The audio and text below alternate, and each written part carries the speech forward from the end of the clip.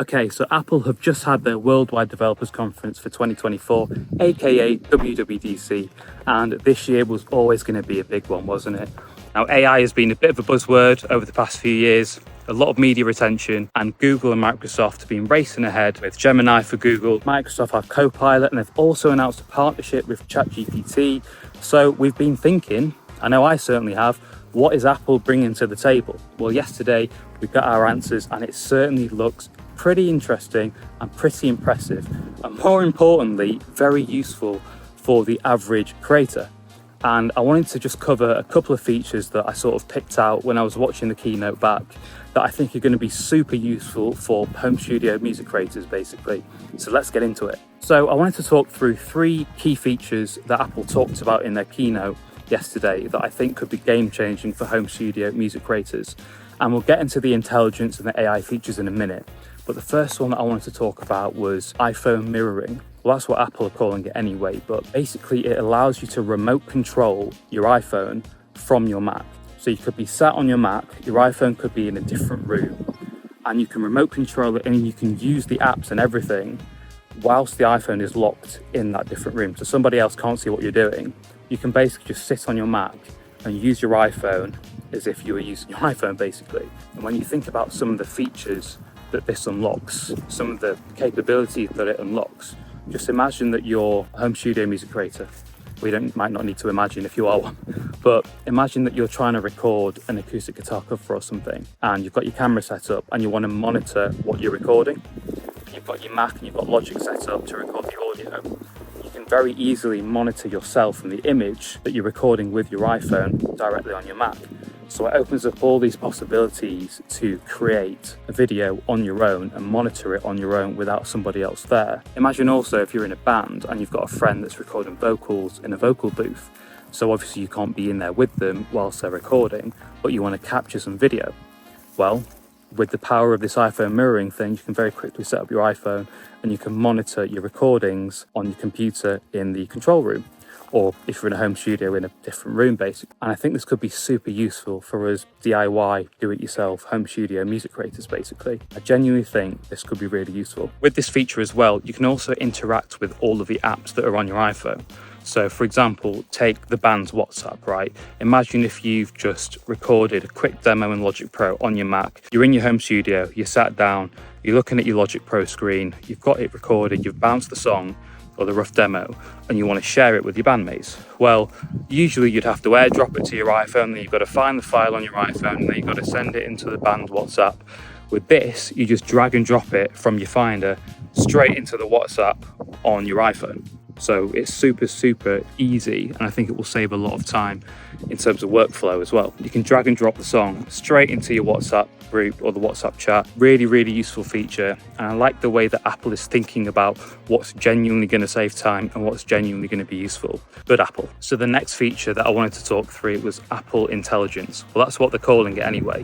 Now, Apple's been using AI for a number of years now, and they've been using machine learning, neural networks, all that jargon for a long time. But I think this step change in artificial intelligence capability with this enhanced Siri that I'll talk about in a second is the main reason why Apple feels they need to rebrand it as something else. So Apple are calling it Apple Intelligence. How do they differentiate their artificial intelligence answer to other companies? Well, Apple are basically saying that what makes theirs different is personal context, which I'm all for. I think that is a massive, massive problem with AI models, right, and AI tools that we use currently. They don't know you as a person, so they don't really know what you're looking for a lot of the time. And a lot of these AI tools are basically just scraping stuff from the internet. So when you give a prompt into these tools, the answer that you get is generic. It's not tailored to you. It doesn't know you and know what you want. And that's what Apple Intelligence is trying to achieve, which I think is awesome. So with Apple Intelligence, one of the things that they showed was the ability to ask Siri, which has now been enhanced. It's been 13 years in the making, but it's been enhanced.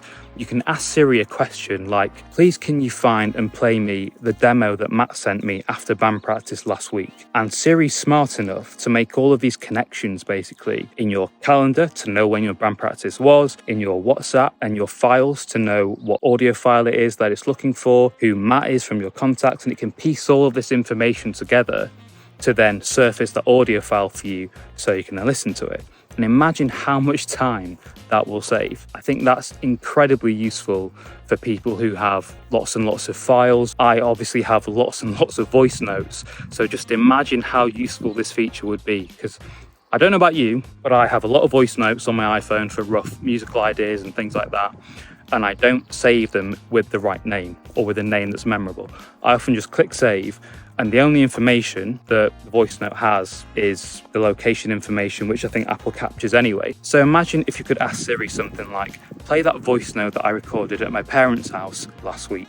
That would be pretty amazing, because it's got the time data, it's got the location data, and it's probably smart enough to understand which of the voice notes you're after, hopefully. Obviously, we've got to wait till this feature comes out. We've got to wait until people have tested it to see if it's actually going to work, if it's actually reliable. But in principle, from what Apple showed us at the keynote, certainly seems like this could genuinely be game-changing. And I don't know about you, but I think that is very, very useful indeed. Lastly, just on this feature, Apple did touch on as well that in the Notes app now, you've actually got voice notes integrated into the app. So imagine if you had lyrics for a song written in your notes. You can then actually record a voice note there and then within the same app and save it. So you've got all of your ideas in one place. I think that is a fantastic idea from Apple as well. So you've got your voice notes, you've got your lyrics all in one place. And to go with that, you might want some album artwork or some cover art. And that's where Apple's next feature comes in, the final feature that I wanted to talk about, which is called Image something or other, which is called Image Playground. So if you are wondering where I am, by the way, I'm in Sardinia, about half an hour bike ride from Algero on some ancient site, which, let's be honest, I don't know anything about. It looks cool. I should have probably read the signs or the billboards or the information points, but I haven't. Looks cool anyway. Great spot for a YouTube video. Anyway, where was I? Image Playground, yes. Image Playground. So this was insane, I thought, from Apple. So essentially, you've got your Notes app open, you've got your lyrics, and you're trying to come up with some sort of idea for an album artwork or album cover or single cover. And you've got your Apple Pencil and you've sketched something in your Notes app on your iPad. Something vague around what you want. Apple now has this feature called Image Wand, and you can basically draw a circle around it, and generative AI will basically come up with an image from what you have sketched, and it will turn your sketch into a fully fledged professional looking image, which is pretty insane. And I think that this could be really useful for a number of reasons. So first one is you've written your lyrics, and obviously you're looking for some sort of cover art or single art, and you can sketch something that you want, and then generative AI will literally help you generate something from that image. It will help bring your ideas to life a little bit more. So I think it would definitely be useful there. But what Apple also showed, which was again really impressive, was the fact that if you have a placeholder in your notes where you do not have a sketch or anything, you can draw a circle in that blank space, and the generative AI will come up with some sort of image based on the context of the rest of the document. So imagine you've written lyrics about a song, and that song is about this Sardinian archaeological site or whatever. You've written the lyrics, you can draw a circle in that blank space where you want your image to be, and generative AI will come up with an idea for what that album art or cover art could be, let's say in this scenario for this particular song, based on the contents of your lyrics and what you've written. Now that is pretty incredible, and I think that that'll grease the wheels and that'll lubricate anyone who's running short on ideas or needs something quickly. And I think this could be so useful for, creators that aren't artists, that are musicians and lyricists first, not artists, or maybe artists second, and just want to come up with something that complements their lyrics but don't necessarily have the time or the effort or energy to come up with something. So I think it could be super useful in that instance. And again, just on that point of being a musician first and a creator second, and you don't necessarily have time to be making YouTube thumbnails or things like that, things that you do secondary to kind of complement or promote your music, let's say. I think that this is a super useful tool in just making that whole process a little bit smoother and a little bit easier.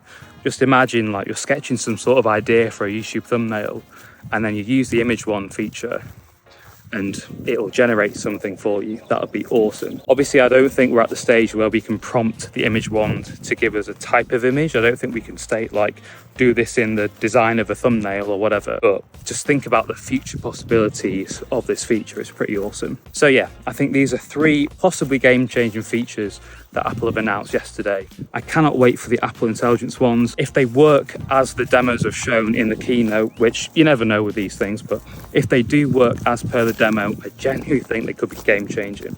But obviously, we've got to wait and see. I think they're released in September, so we've got to wait until these new features are out in the public. We've got to test them. Between now and then, there will be developer betas, so I imagine there'll be tech reviewers reviewing these features, seeing if they actually work as expected, if they've got bugs, that kind of thing. And then Apple will hopefully improve and refine over time up until the point of release this fall or this autumn.